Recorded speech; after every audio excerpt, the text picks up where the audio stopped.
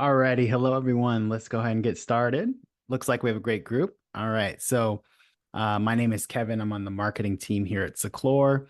Welcome to today's encore webinar, ChatGPT versus Data Security Part 2, navigating the next wave of challenges. Few details before we get started. So today's webinar will be recorded and shared with attendees tomorrow via email once we have the recording posted. If you have any questions, feel free to use the chat box here and we'll try to answer your questions at the end of the presentation. I'd like to go ahead and introduce our guest for today, our speaker. Justin is the CRO here at Seclor. Why don't you take it from here, Justin? Appreciate it, Kevin. Appreciate everybody for joining today. It looks like we've got attendees from all over the world, which is always great. As Kevin alluded to, we had done kind of a part one a few months ago, and given the reaction that we had to that first session, we decided to maybe revisit the topic and really expand on it here in part two. If you go back, and again, this recording is available too, we discussed how collaboration has become key to innovation, efficiency, and certainly in today's fast-paced digital kind of landscape.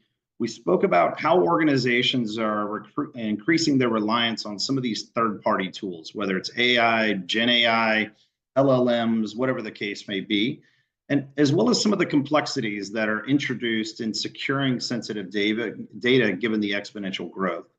So today we're going to take a shift, right? We're going to go kind of to that next iteration, dive a little bit deeper, and we'll explore how organizations can introduce Gen AI and AI. I'm going to stop saying that. I'm going to probably just kind of keep the simple version and call it AI without compromising security. We'll talk specifically around some of the challenges that we're seeing amongst the CISO community, amongst a number of different conversations held, as well as different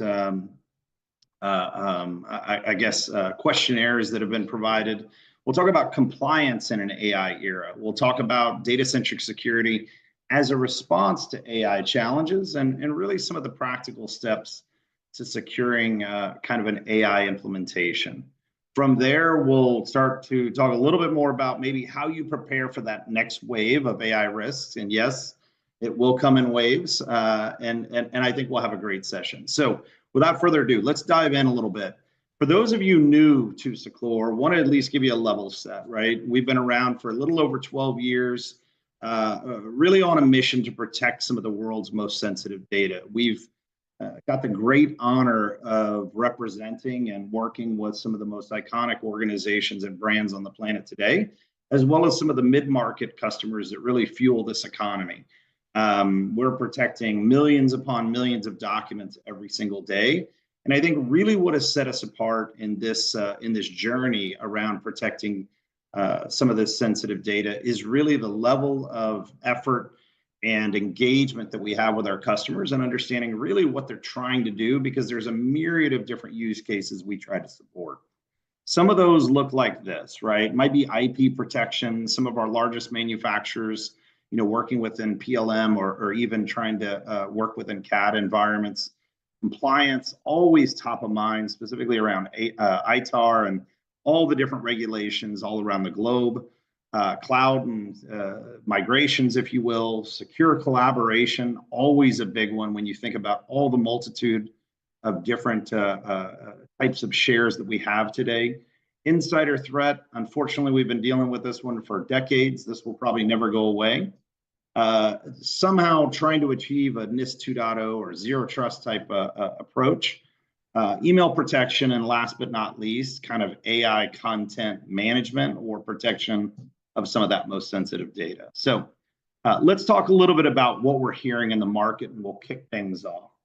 There are clearly pros and cons to AI, and I think that to put it better, maybe the democratization of Gen AI means that it can be used by professionals of every skill level, right? And it's safe to say that with AI, it brings not only a range of benefits, but a lot of potential, risks and challenges. And without question, every CISO that we talk to, it has become more and more obvious that these CISOs are looked upon in the security teams, IT teams. Without question, they're being asked to somehow navigate this evolving landscape of where we've introduced these different technologies. And with cyber attacks on the rise, and yes, that's been true of decades, and it never seems to take a dip. The AI pressures are mounting, and certainly the responsibilities continue to grow. So it's really no surprise, probably to anybody on this call, that CISOs are finding themselves under increased pressure. And certainly that pressure, unfortunately, in some places has become very personal. So where I fear, and what we'll talk a little bit about, is how do we put some of those safeguards back into place? Adoption almost across the board unilaterally has been outpacing policy. And we need to somehow get this horse back in the stable. So we'll talk about maybe some approaches to doing that. Here are some of the real world, I would say, scenarios that we're saying. And I would say read ahead, take a look at some of these statistics. There's one that really bothers me, and that's amongst a cohort of statistics that all bother me, right? But we hear the stories all the time from our customers who have already seen a breach or are looking to prevent that breach, but ultimately know that they've seen a history of breaches over the past few years, if not longer. And as a leader in this category, look, we're always thrilled to support that effort, and that won't change. However, I'll share with you a couple of different examples of some of these that are already public, right? Some of us have known or read about the Samsung employees who inadvertently leaked sensitive material on ChatGPT. And this was uploading documents, sensitive documents at that, up into a service. And that included a lot of software code and meeting recordings, et cetera. The issue here is not one of intent or poor intent, right? But it's just that the convenience of these products like ChatGPT or Google's Bard or whatever it may be, make it so easy to forget that any of these conversations that we're having with these tools is not just with a chat bot that goes nowhere. And these are not just private conversations. And so these are creating a lot of different issues.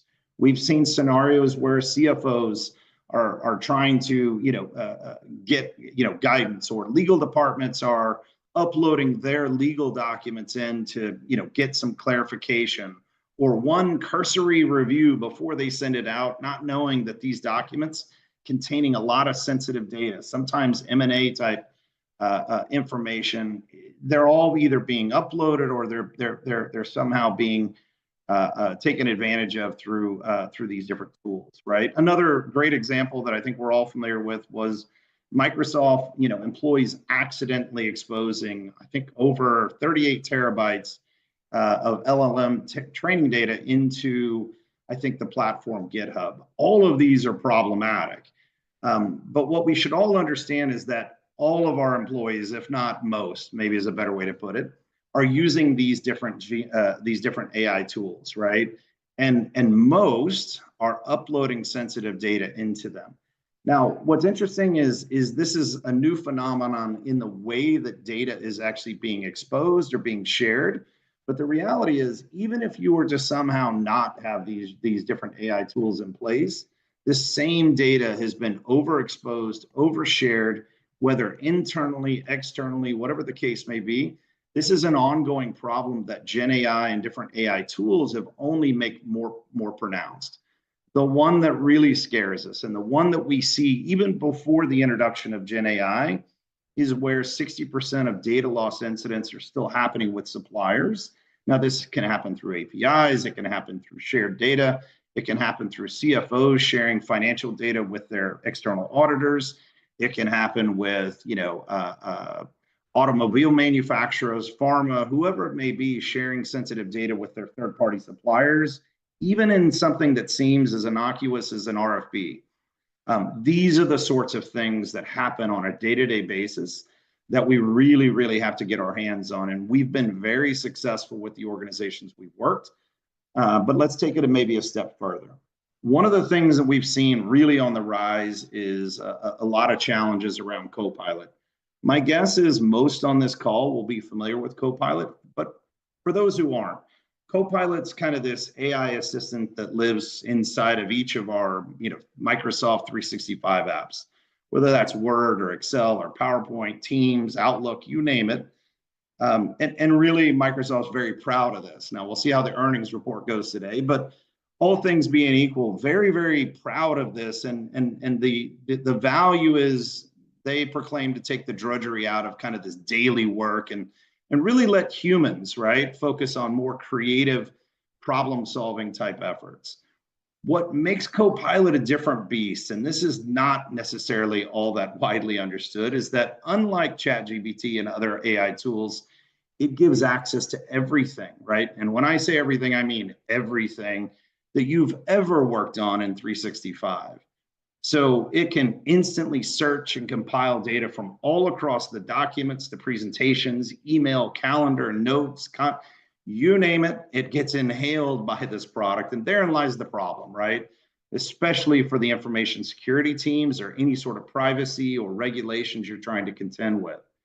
So with access to all this sensitive data, the user not only has access, but often way too much. And we'll talk a little bit about what we mean by that. But quick stat for you, on average, almost 15% of every company out there, yours included, the 365 data is open to way too many employees. It's overshared as a result or as a reaction to what the line of business is saying is a necessity to actually do its job. Now, again, for all the folks in IT and security, you're not surprised by this. You might even think that's a little too low. But where in the case where sensitive data is used to generate, like I said, quarterly reports or any sort of information, this comprehensive access to data is really, really problematic, not only for the IT teams, the security teams that are looking to support and protect this, but certainly to the stakeholders, the line of business, et cetera, who clearly, and in most cases, have no idea that all this is happening in the background. So I'll give you some examples to really kind of set the scene. And when you think about Copilot and the inputs and the outputs, again, what typically is categorized on the way in is the way that the documentation or the categorization or classification happens all the way out. So think about how it typically inherits a lot of these qualities. Now, there's a lot of different ways and things people can do for this. Most of them are not implemented in the best way, hence where we come in to either help extend the value of those applications or obviously start to mitigate some of the risks that aren't necessarily solved for by those applications. I won't get into all the security risks around Copilot. You can read them in all the Reddit pages or wherever you go to go get some of your information. But at the end of the day, this is a very big issue. And again, the complexity continues to, I think, evolve. So what I will tell you is that regardless of where we're going, all of the same, compliance, issues and requirements still exist. So regardless of the rapid advancement, I think we understand regulators around the world are still racing to understand how do we control and guarantee safety and all the different things, whether it's for public or private consumption. And while we continue to try to somehow preserve all the benefits, right?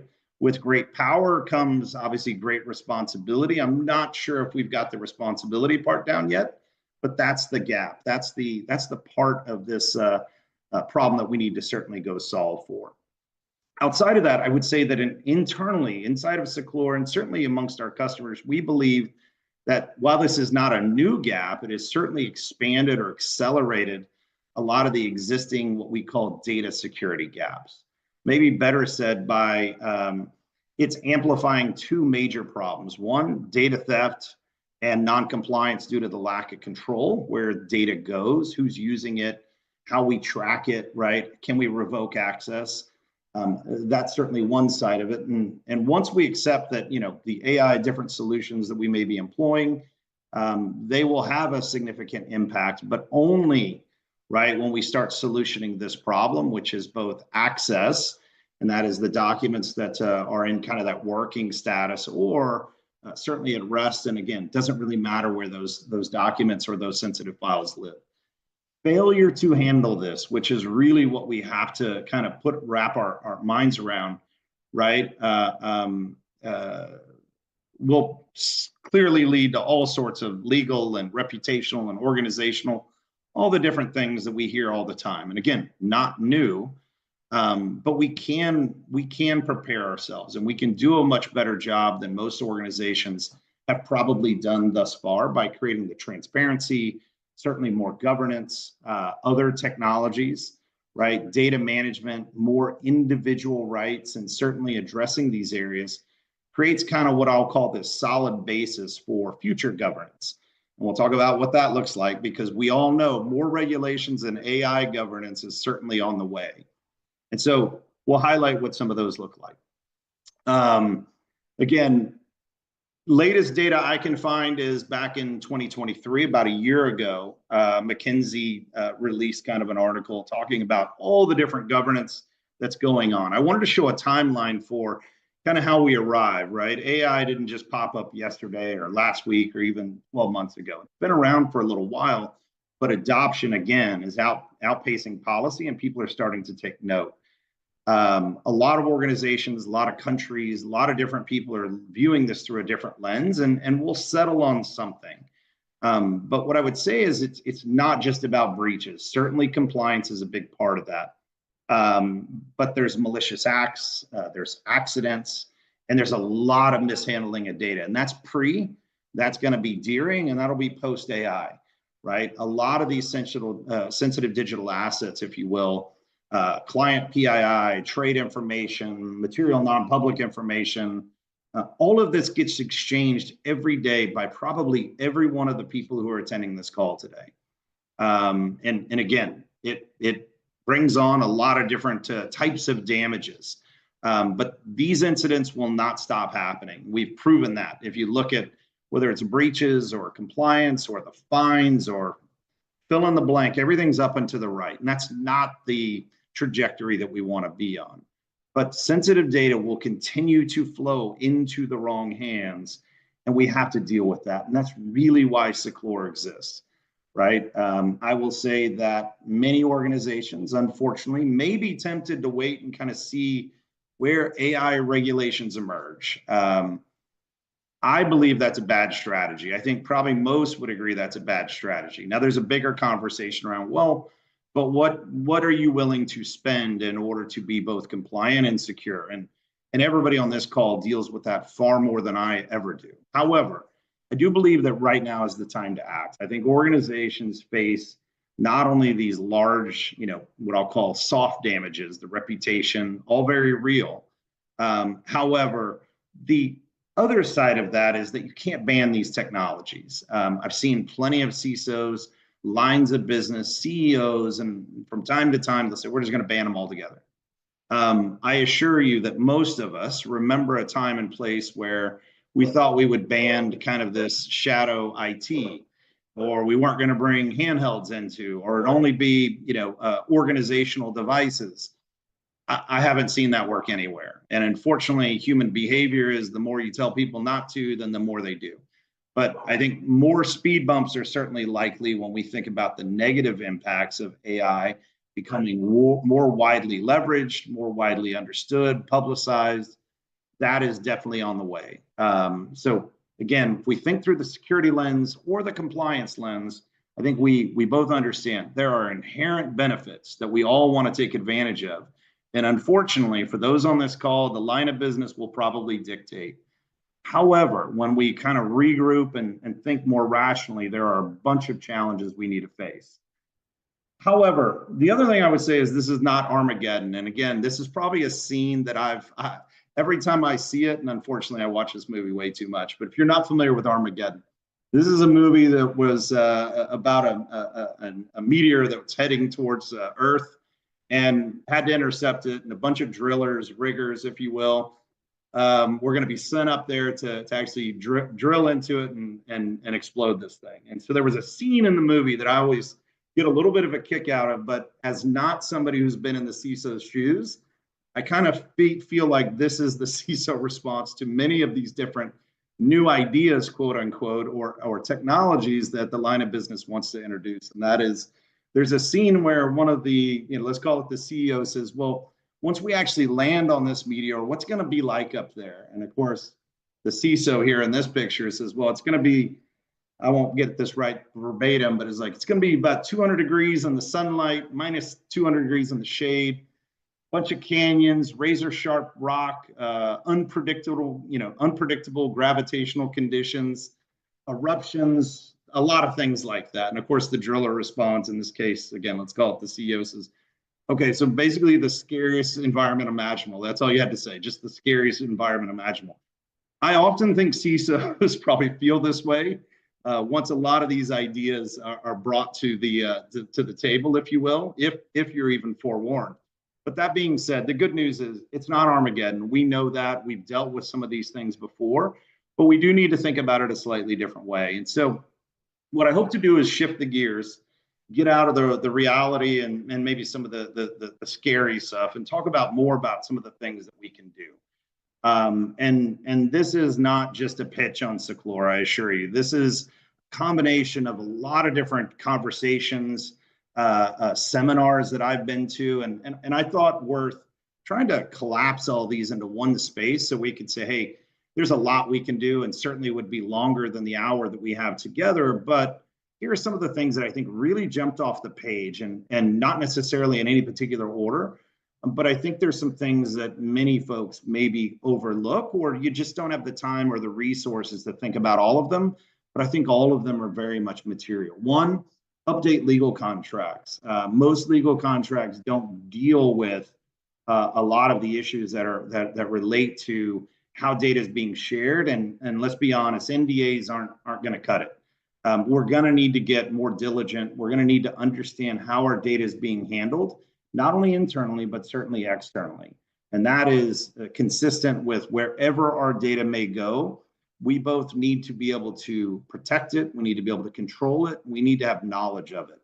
And there are different ways that we can provide at Seclor do that. But I think your legal contracts need to back that up. Clearly, we need to update our security and cybersecurity training programs. This is not a fail-safe method. We all know that.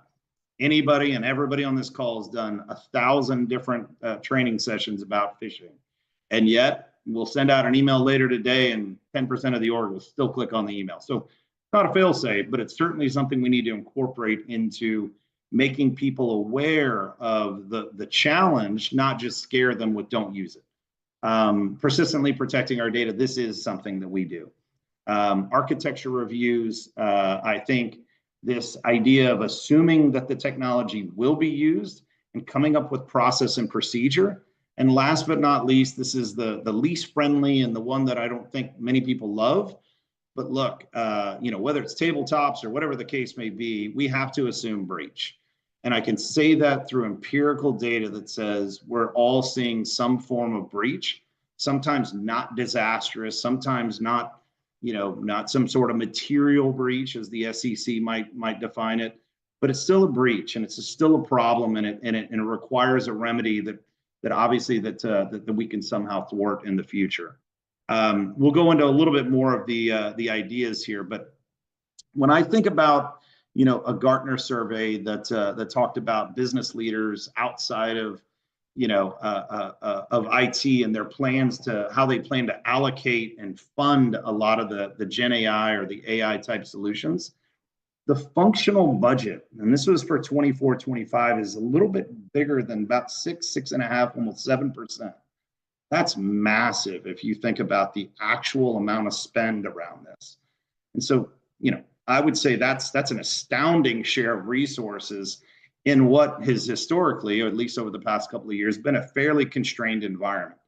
Bloomberg, I think, came back and said something around the Gen AI market, if you look at it through the other lens, will grow about 42% annually and reach 1.3 trillion by 2032.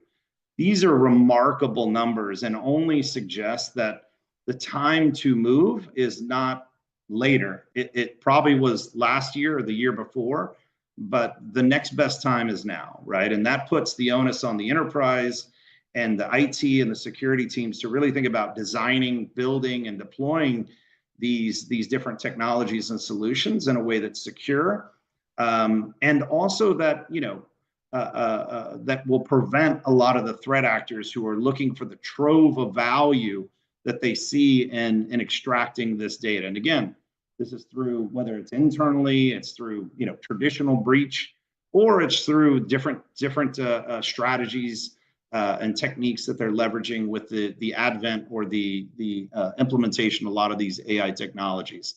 But again, when we think about data privacy and leakage, and I'll try to walk through these quickly, I think there's a lot of inadvertent, usage of sensitive data inside of these technologies. So we need to put some sort of control certainly in place to minimize, I think, the risk there. Intellectual and confidential exposure just should never happen. And so again, we need to come up with a way to restrict the types of data that can be used in these tools so that inadvertent type access could never happen. And I think that's a matter of, are we classifying our data properly? Are we treating it? Are we removing access to people who don't need it? And in the last ditch effort, are we protecting it in a way that's consistent? Maybe better said, are we persistently protecting that data? We have to think it through the kind of the AI enhanced attacks and how that empowers the attackers. And clearly we have to be thinking about phishing defenses, all the different anomaly detection, all the things that probably a lot of us are doing today. And we see people really, I think, pressing as hard as they can for both the funding, a better process, better education around all of these. But again, I think it's worth highlighting, certainly on this call. I think we need to certainly be modeling some of the vulnerabilities and exploitation risks.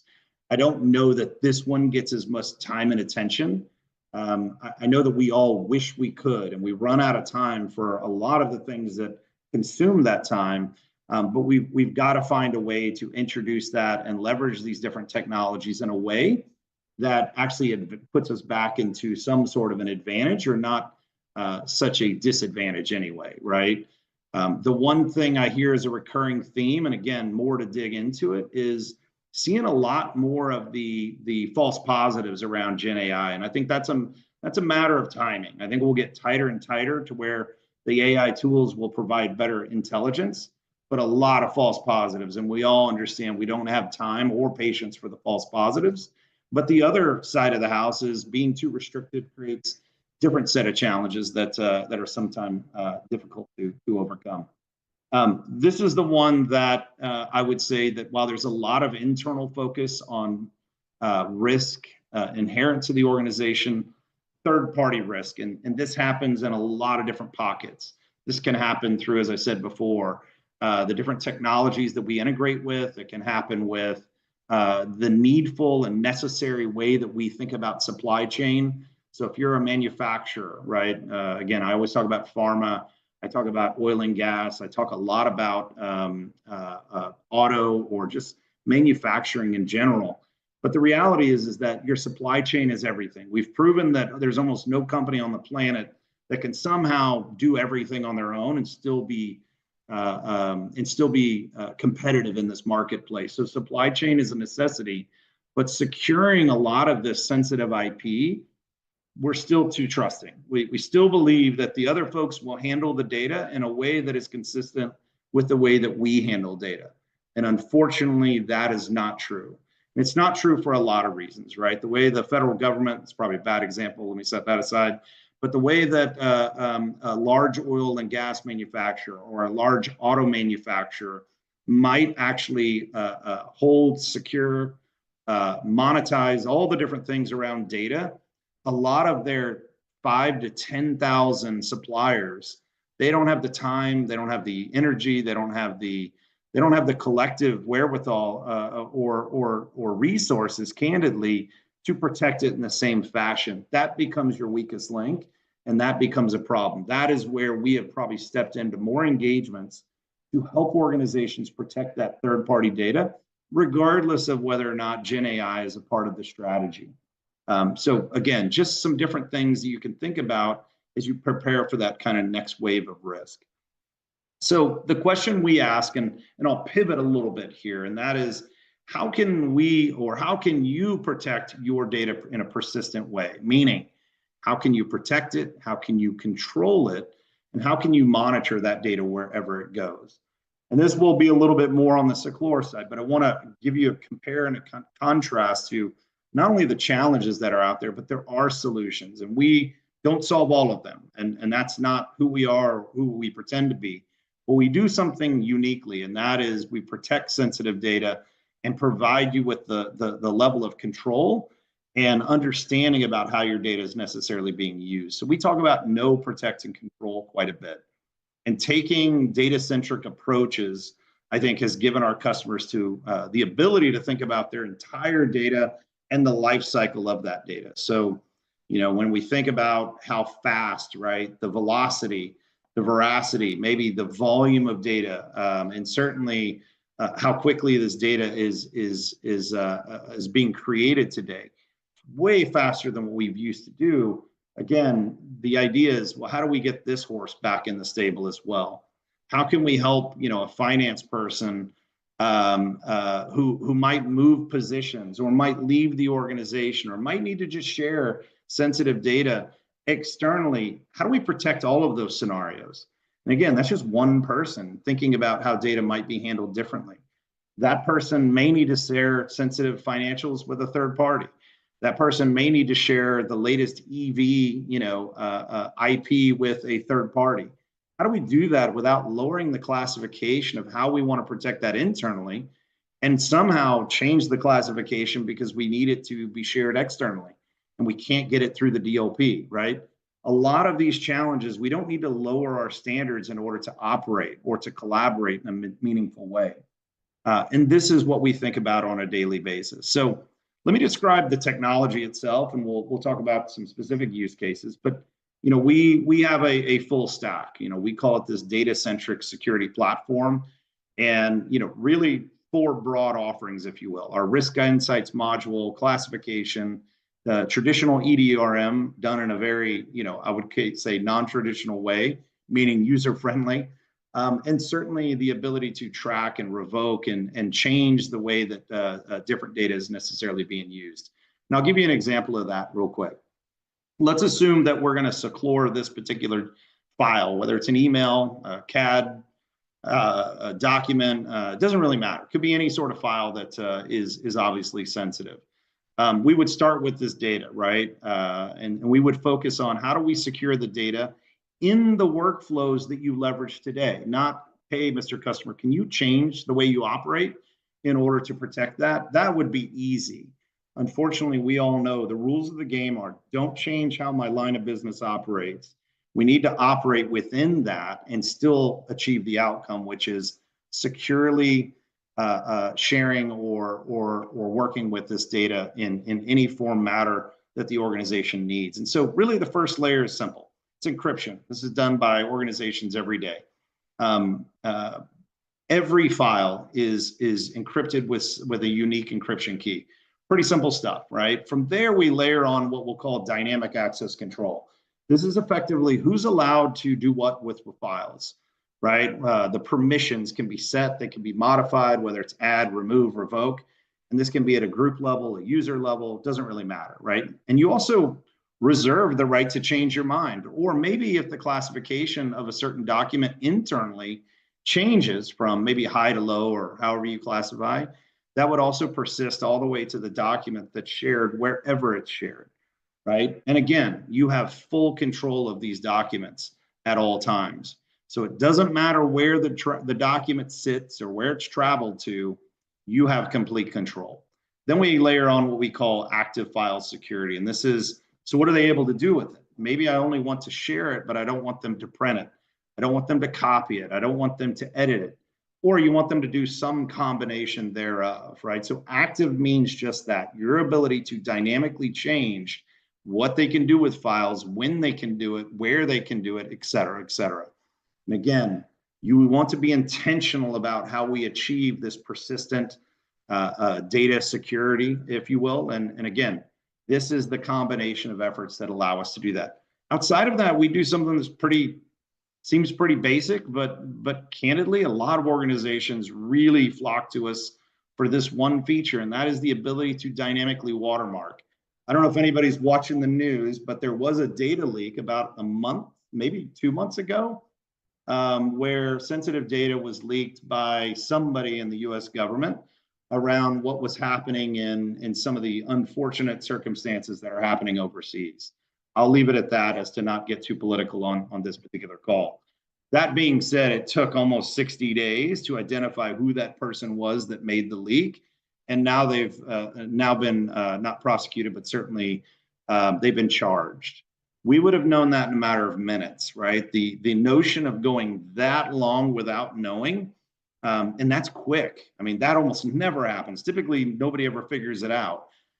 We would have known that immediately. And the watermarking is a great way to, again, prevent misuse, or in other cases, help in serving, I think, to adjudicate or go figure out exactly who, what, when, and where this leak may have occurred. Very, very powerful and very simple to deploy. And of course, the reporting is absolutely necessary, right? One of the biggest challenges we've observed in security or compliance or IT is really the lack of knowledge or just an understanding of where your data is actually being shared, right? Or certainly where it's leaking, where that theft or non-compliance is occurring. This Risk Insights dashboard gives you access to that sort of data in a very, very quick fashion, right? A lot of organizations, maybe on the finance side, for example, need a chain of custody type understanding or report. All of these are available through our Risk Insights dashboard. Very powerful model to accelerating your time to realization or understanding of not only what's happening and to solve for it, but to improve upon maybe the policies and how you are handling or who has access to what inside your organizations. Really, it becomes a closed loop process to where better insights will lead to better policies. And unfortunately, we're asked way too often to make those policies a little bit more lax. Nothing is going to happen. And we don't have evidence that it is happening. This is a great way to hold the organization accountable for what we empirically can prove is absolutely happening. And again, this is not to call people out, but really to achieve the outcome, which is how do we operate? How do we do it in the most productive and efficient fashion, but without compromising security? A lot of organizations will ask, well, does that mean I need to throw out a bunch of my old tech? And when I say old, I don't mean old in that way. What I mean is we need to throw out the tech that we've spent a lot of time deploying or we're still deploying or whatever the case may be. And the answer to that is 100% no. I would argue, I would contend that Seclore's technology really helps serve to extend these technologies. CASB, DLP, classification, DSPM, all very popular technologies, sometimes different flavors, different usage, different use cases, depending upon where you are in the world, different verticals, et cetera, et cetera. However, these are technologies we see all the time. And in every single case, our ability to extend the value or the use case where that product typically can't is very valuable. I'll give you an example, right? We don't have it on this list, but let's use Box, for example. Our ability to, Box, or I should say Box's ability to secure a file as long as it's in Box, that's great. Here's the problem. As soon as I want to extract that, the executive who says they'll never pull a document out of Box, it'll always stay there, inherently somehow comes out of Box and now it's not secure. What if you could protect those documents when they come out of Box? Don't get rid of Box. We're not a Box replacement, but we do extend the value. Let's assume that, again, I've got DLP deployed in my environment, and I want to maintain the same level of security that I have internally, but with my third parties. That's absolutely possible to do. Whether that's a CASB solution, I could go on for days, and certainly on the DSPM, that's become a big hot technology.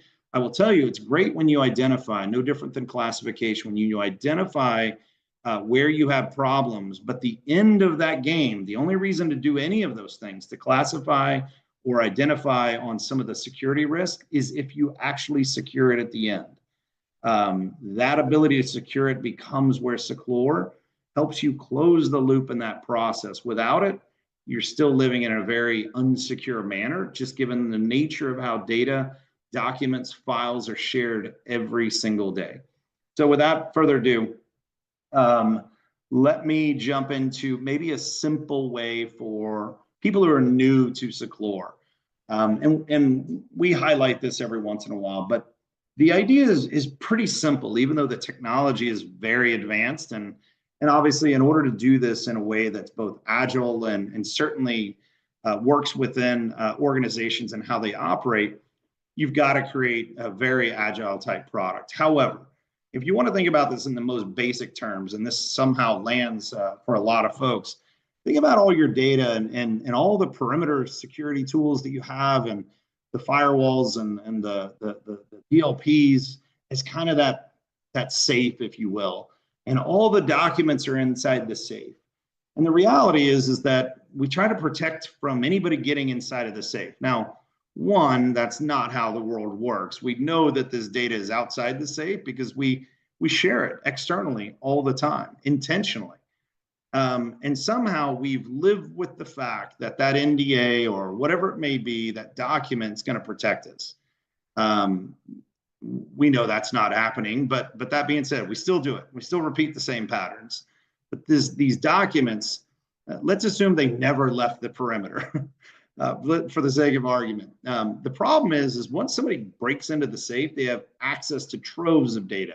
You never hear where someone broke into our organization and got one file. They're getting millions of files or millions of emails or thousands of documents, et cetera, et cetera. And so the reality is this is kind of a risk reward scenario.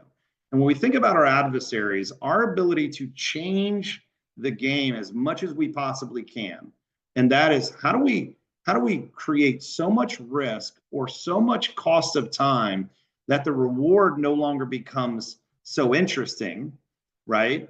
Then only then I believe that we can change the trajectory around how we think about security.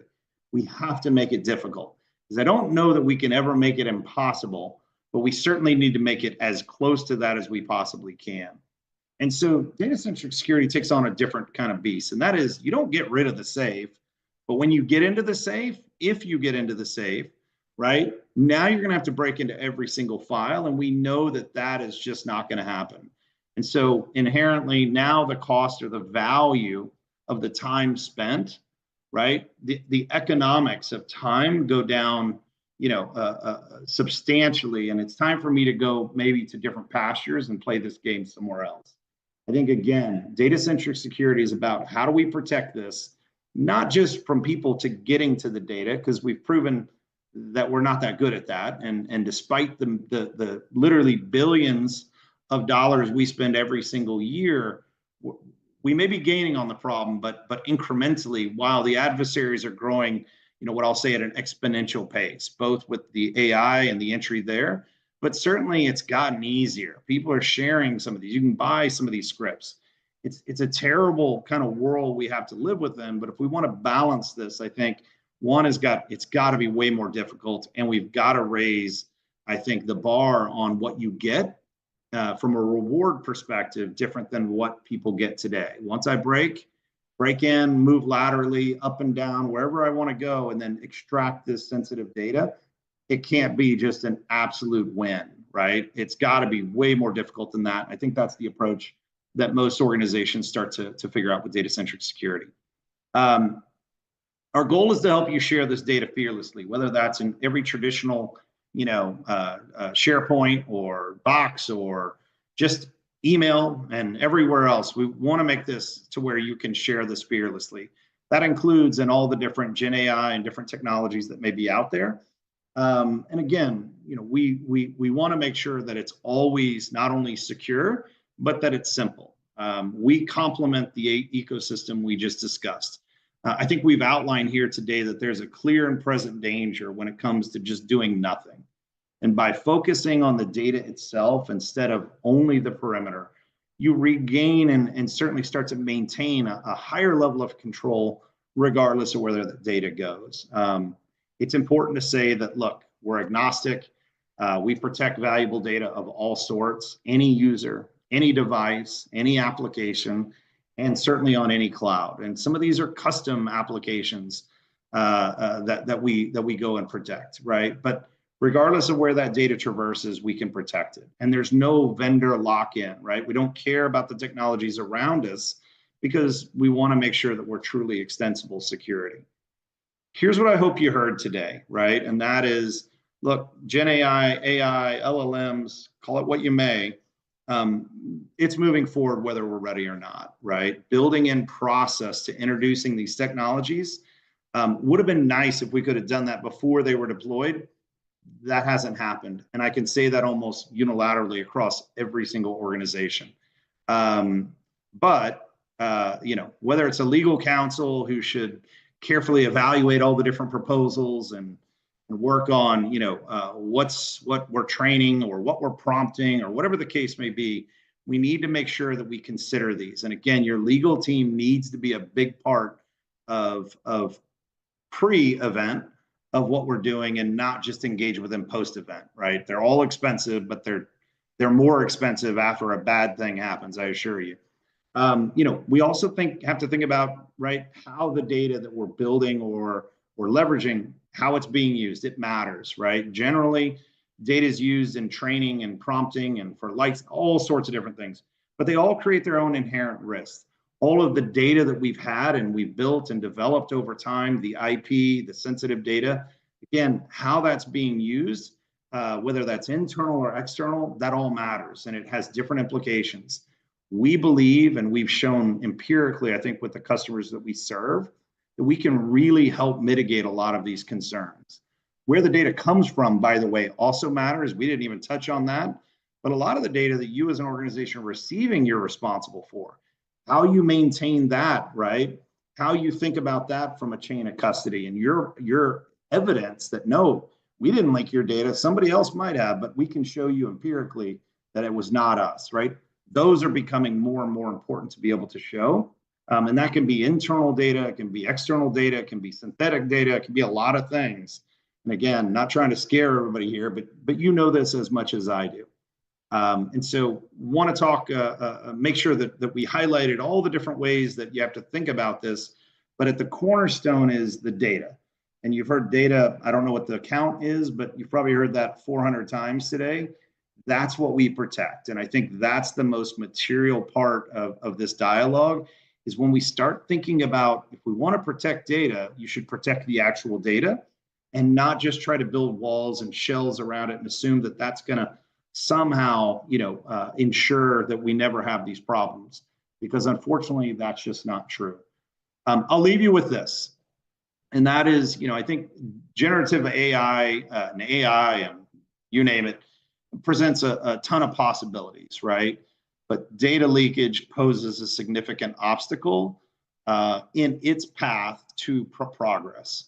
And again, we've seen many, many technologies starting to try to get rolled back. That's a very, very difficult task. But if we prioritize, I think, a robust security measure, and again, data-centric security is really that measure, and we cultivate both employee awareness and an organization's ability to navigate these challenges in a way that we can continue to be productive, continue to be efficient. I think now you're starting to talk about a solution that will work for your customers, meaning your different lines of business. A secure Gen AI or AI environment where data-centric security, said another way, like Seclor, is central to your strategy, we believe will help you pave that way for a future where your businesses, your partners, customers, et cetera, and all of your users can thrive, really harnessing the true power of this transformational, technology. We don't think it's bad, right? But that being said, like everything, it introduces a whole new set of complexities, and unfortunately, it's at a pace that maybe we've never seen before. And so today, we wanted to just highlight one. Let you know that probably a lot of the things you're feeling or thinking, those are shared amongst the CISO community. What's also shared is there is a better way. There is a way to do things differently, or maybe to add on to the technologies you have today to make them more effective, right? More productive in your ability to protect your data, but also think about that last kind of mile, and that is your external constituents, your partners, your customers, your supply chain, et cetera. Don't leave that out. That is the area, and that's where we've probably spent 90% of our time. Probably in your most highly regulated industries is the right cohort that we tend to talk to. However, That's an area that if we forget about that or assume that we're doing it good enough, I think we're all going to be displeased with the outcome. So with that, thank you for your time today. We hope this has encouraged you not only to reach out, but maybe think about your environments and processes and just different variables. And if it helps you steal a scene from Armageddon and you help the organization understand that we're heading into a very unknown or a known unknown, that's okay too. But we humbly work with so many customers today. We truly appreciate, I think, all the trust that you place in us, and we look forward to speaking with each of you, certainly at whatever time it makes sense in your kind of data security journey. So with that, thank you for your time again. Hopefully you got something really good out of this, and we look to hear from you soon. All the best. Great insights, Justin. Appreciate it. We have a ton of questions. We have, we can go till maybe the hour or so, and maybe a little over. All right. Well, look, I guess we left 8 minutes, so let's see if we Let's can't see if we can knock them answer all some out. of these, or maybe extend the dialogue a little bit further. So go ahead. Exactly. Awesome. First question. Do we need sensitivity critical labels before we can risk rank the threats we face? How does Seclor exactly do that? Do we need sensitivity labels before we can risk rank? Say the end again. Yep, before we can risk or rank the threats we face. How does Seclor do that? Well, I don't know that sensitivity labels will do anything to help you risk or rank risk, however. But I do think it gives you obviously insights and help you understand the types of data that you're dealing with, Hmm. and maybe the policies, the procedures, and the types of technologies that you may need to employ, depending upon how that data is being handled, right? And so I don't know if you can go all the way to risks or threats, but what you can assume is the risk and the threats are real. And what we need to do is make sure that I think the biggest part or the biggest problem or the Achilles heel of most organizations is that they intentionally rank the sensitivity of the file or the document fairly consistently, but then the line of business will debate it and will say, Hmm. nope, despite it objectively meeting this criteria, I subjectively need to change how we've classified this because it's limiting my ability to do things. And so I would tell you that the bigger issue is that not that we can't classify things, but the business can't operate in the level of productivity or efficiency that it requires many times when we go through this exercise. Hmm. So the game is not only can we do it, but then how do you secure it? Because the risk and the threats are certainly real. I don't know if I've answered that completely because there's a lot to that, Hmm. but would love to have a conversation offline. And the hello at Seclor, if you want to send a little bit of a follow on, we can certainly talk more specifically about your environment. Hopefully that helps. Excellent. How soon will AI on edge devices, small transformers, for example, be the norm, and how would PII security take place at what level? Well, so if I knew this, you would see me bet the farm on certainly a certain technology. Here's again, I think I've probably lived in a world of just pattern matching, right? And Hmm. so whatever we think, it's probably sooner than that. And here's what I mean by that. If we go all the way back to, we've all seen the highlights when people were like, what is this internet thing? And then it took over, right? And then we Right. saw, and I'm sure there was a lot of different iterations. Maybe I'm aging myself a bit, but then we saw things like this virtualization. It's going to take forever for it to take off. And then we saw, VMware and others just take hold. And then it was, well, this cloud thing, and now Hmm. cloud, are some of the biggest organizations in the world today. I don't have the answer to that, but if pattern matching is any good indicator, or if experience is a good indicator, I will say it's probably the half the amount of time that all of us sit around with all the intellectual horsepower we probably have is probably half the amount of time that we all think. Hmm. And so if you think it's a month, that's probably a little bit too soon. But if you think it's 5 years or 3 years, I would say it's probably not that far away. Organizations, I mentioned Microsoft, and I didn't mean to poke a little jab there, but Look, Microsoft, if you listen to their earnings releases over the past few quarters, what you'll find is they are dumping an enormous amount of money in Gen AI, and that's also true of a lot of the different organizations, Apple, et cetera, et cetera. So I think at the device level is sooner rather than later. And I'm not even sure what to think about it, but it scares me already. I'll put it that way. Fair enough. Fair enough. Go ahead. Does your access control include more than classification, like access privileges? Um, does it include more? Yeah, I would say that the high level response to that would be yes.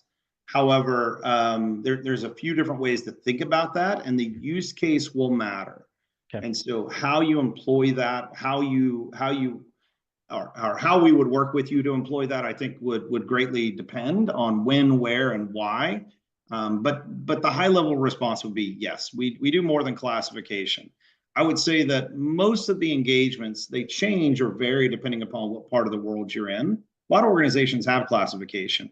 What they would like to do is leverage it better, and Mm, we enable them to do that. Many organizations maybe they have it, but it's not a priority, and I think that is because there's been a lot of failed classification deployments, and it just hasn't worked. There mm, are ways to make it work, and then certainly from the access control, I think once you get the technologies in the right kind of alignment, a lot of things become possible. And I think we've been exceptionally helpful in that. And that is understanding, as I said before, our ability to uniquely work within the workflows of the organization. So we would love to talk about maybe the use case or mm. use cases, if you will, and maybe take a deeper dive on that one. That one has a little trickiness to it. So Gotcha. um, maybe one final question, but I love it. Keep it coming. Yeah. Sounds good. Sounds good. Yeah, What are some examples of unintended consequences of AI tech and social and yeah. ethical dilemmas? Look, if you pay attention and read some of what's happening out there, it'll scare you to death. And Mm, so I only publicize the ones that are already public. Here's what I will tell you though. And again, we work with some of the biggest resellers all over the world. So regardless if you're calling in, I saw some people from the Middle East, I saw people from Europe, I saw people all over North America, given the time zone. Here's what I would tell you. If you go talk to one of your, and I don't like to call out, anybody in particular, but go talk to some of your channel partners. And again, we tend to work with some of the biggest partners all over the world. But if you go talk to them about what they're seeing, I will tell you that they'll probably give you a firsthand. Because this is recorded, I'm not sure I want to go too deep into that, but the unintended consequences are absolutely that we're seeing IP being leaked. We're seeing public, non-material, or I should say material non-public information being leaked all the time. We're seeing, organizations who've leaked their next EV vehicle. We've seen financials get leaked. I talked about the example of the federal government leaking, plans that couldn't possibly be any less impactful on a global basis. And again, that's for a different time and place. But that being said, the unintended consequences are dramatic. I don't know that the unintended consequences are actually ever nominal. Now, if the level of the sensitivity of the data is not that important, then that's fine. But typically, when sensitive data gets into the wrong hands, it's always problematic. And I'm not talking about social security numbers. Mine have been leaked 1,200 times, I'm sure. So I don't even react to that. But I think about the IP. I think about information or data that people have worked on, oil companies for the last 12 years, and where that next dig is, and some of the things that they're doing there. Again, the auto manufacturers. I think about the pharma industries, the hospital and healthcare industries. There's a lot of industries that when things get out, it's really, really bad. And so that's probably where we spend most of our time, and where we hope that if you have, any sort of sensitive data, that we can certainly help you with. I know we're over. I want to be respectful of everybody's time, but please, hello@seclor.com. We've got people much, much smarter than me who would love to chat with you and talk about your specific use cases and how we might be able to help. So with that, thank you once again. We'll do more of these. Please let us know if this was helpful. We would love to talk to you more about all these things here in the not too distant future. All the best. Take care. Take care, And everyone. talk to you soon. Cheers. Sounds like we need a part 3.